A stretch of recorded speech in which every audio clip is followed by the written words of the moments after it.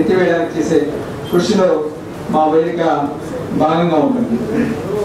అయితే విమర్శంగా ఇంతకుముందు నారాయణ గారు చెప్పినట్టుగా తెలంగాణ కోసం ఉద్యమం చేయడం వల్ల అరెస్ట్ అయిందా, కేసు పెట్టబడ్డాయా అనే అంశాన్ని ఒక్కసారి పరిశీలిద్దాం.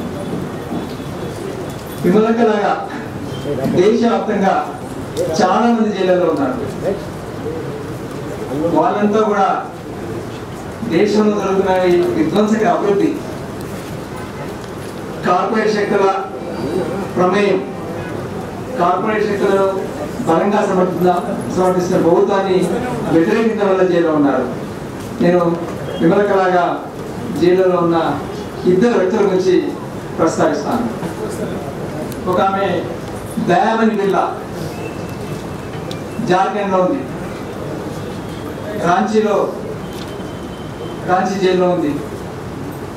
ఆమె అక్కడ వస్తున్న ఒక పెద్ద ప్రాజెక్టు వ్యతిరేకంగా పోరాటం చేస్తుంది. దానికి 2009లో ఆమె ఎన్ఆర్ఈలో జరిగిన అక్రమాల మీద పోరాటం చేసింది, అవన్నీ విలువ చేసింది. అప్పుడు ఆమె కేసు పెట్టారు, అరెస్ట్ చేయలేదు. తర్వాత అక్కడ పెద్ద స్టీల్ ఫ్యాక్టరీ వస్తుంటే 12,000 ఎకరాలు ఆమె ఆదివాసి 12,000 ఎకరాల ఆదివాసి భూముల్ని అప్పచెప్తుంటే పెద్ద పోరాటం చేసి ఆమె చిన్న ఎన్జిఓ కానీ పెద్ద నాయకురాలు, చాలా అప్తురాలు ఆదివాసి. ఆమె మీద వారెంట్ ఇష్యూ చేస్తే ఆమెపై సరెండర్ అయితే ఇప్పటికే ఆమె జైలు ఉంది. మళ్ళీ అంటే జైలు బయటకు వచ్చిన తర్వాత అక్కడ మళ్ళీ 700 ఎకరాలు ఒక యూనివర్సిటీ పెట్టడానికి, ఒక టెక్నాలజీ యూనివర్సిటీ పెట్టడానికి ఆదివాసీ భూములు అప్పచెప్తుంటే మళ్ళీ అడుగుతుంది, మళ్ళీ అరెస్ట్ చేస్తున్నారు.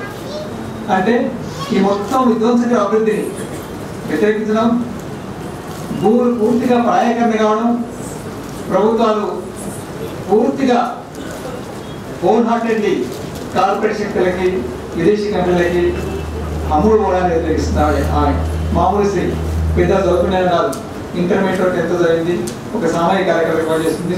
ఏ పార్టీ సపోర్ట్ లేదు, అక్కడ మావోయిస్టు కూడా లేదు. ఆమె పనిచేస్తున్నారు, అది పరిస్థితి, జైల్లో ఉంది. అట్లాగే సోనీ మీకు తెలుసు, టీచర్ 36 ఏళ్ళ వయసున్న ఆవిడ మావోయిస్టులు సహకరిస్తుందని జైల్లో పెట్టారు. భయంకరమైన చిత్రహింసాలు ఇప్పుడు ఎప్పుడు పోయినాడు కావచ్చు. ఆమె మూత్రనాళాలలో రాళ్ళు ఎక్కించినారు, మలాశయంలో 3 రాళ్ళు ఎక్కించినారు. ఆ ఎస్పీ వాడి పేరు గార్డ్, వాడి మొన్న ప్రెసిడెంట్ తన చేతుల మీద ఒక అవార్డు ఇచ్చినాడు. గవర్నమెంట్ రిపోర్ట్ లీక్ అయింది. అవి చాలా సీరియస్గా ఉంది పరిస్థితి. మూత్రనాళం నుంచి గజీనాల నుంచి 2 రాళ్ళు బయటకు వచ్చినాయి. తర్వాత రెక్టం నుంచి 3 రాళ్ళు బయటకు వచ్చినాయని ఆ డాక్టర్లు చెప్తే ఒక ప్రెస్ రిపోర్ట్ రాస్తున్నారు. ఆమె ఏం చేసింది? ఆమె చేసిన వల్ల అక్కడ పనిచేస్తున్న మావోయిస్టులు సపోర్ట్ చేయడం.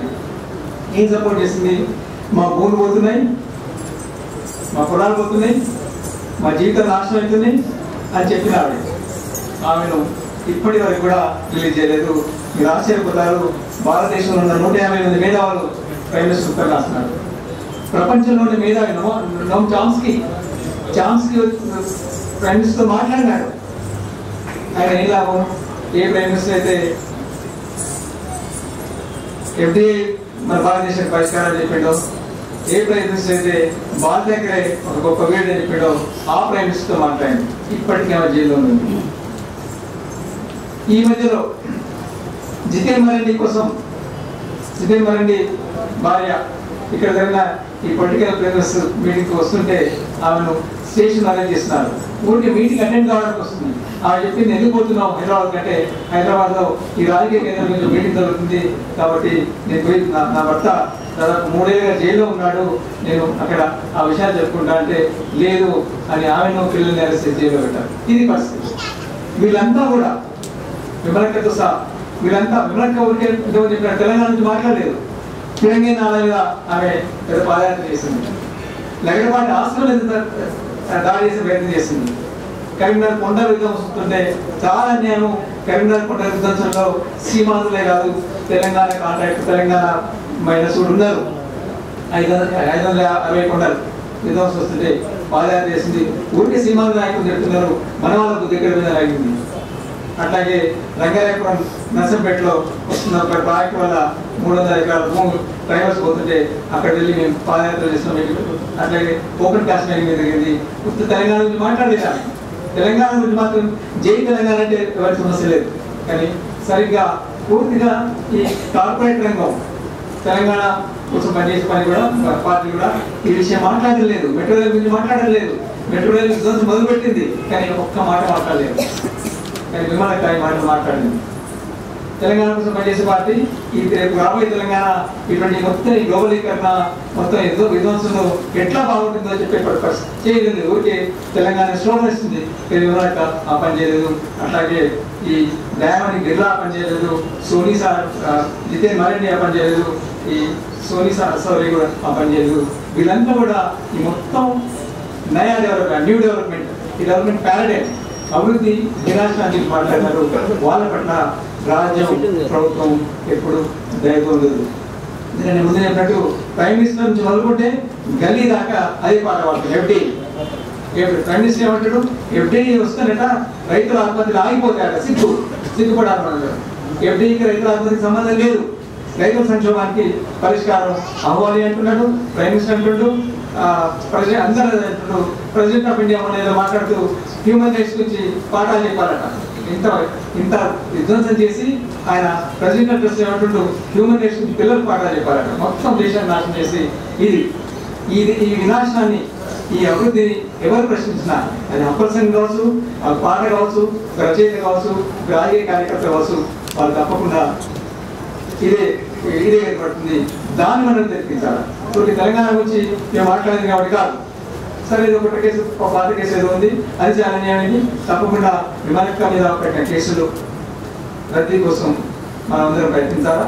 ఊరికి జైలు నుంచి విడుదల చేయడం కాదు. లేకపోతే రాసి ఉంటుంది, పోయి లీగల్ డిపార్ట్మెంట్ కలవాలా, కేసులను రివ్యూ చేయాలా, అవన్నీ ఎత్తించాలా. అయితే ఈ బయట జరిగే ఆందోళనలు మనం చేసే ఈ మెమరాండంలో దానికి పనిచేస్తుంది కాబట్టి ఆ దిశగా మనం తప్పకుండా ఇవన్నీ చాలా ఆలోచించాలి. కాబట్టి దేశ అభివృద్ధి ఏమవుతుంది.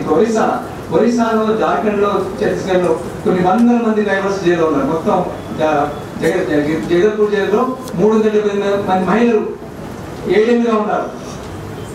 ఈ మధ్యలో 30 మందిని జస్ట్ ఇక్కడికి వచ్చి బంధువులు వస్తుంటే ఇక్కడ భద్రాచలం కుంట దగ్గర అరెస్ట్ చేస్తున్నారు.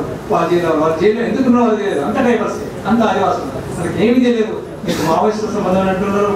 తర్వాత మీరు ఇక్కడ ఆంధ్రప్రదేశ్కి వెళ్ళి మన మావోయిస్ట్ పార్టీని ఆర్గనైజ్ చేయాలని ప్రయత్నం చేస్తున్నారని భద్రాచలంలో చాలా మంది. ఇది పరిస్థితి. ఈ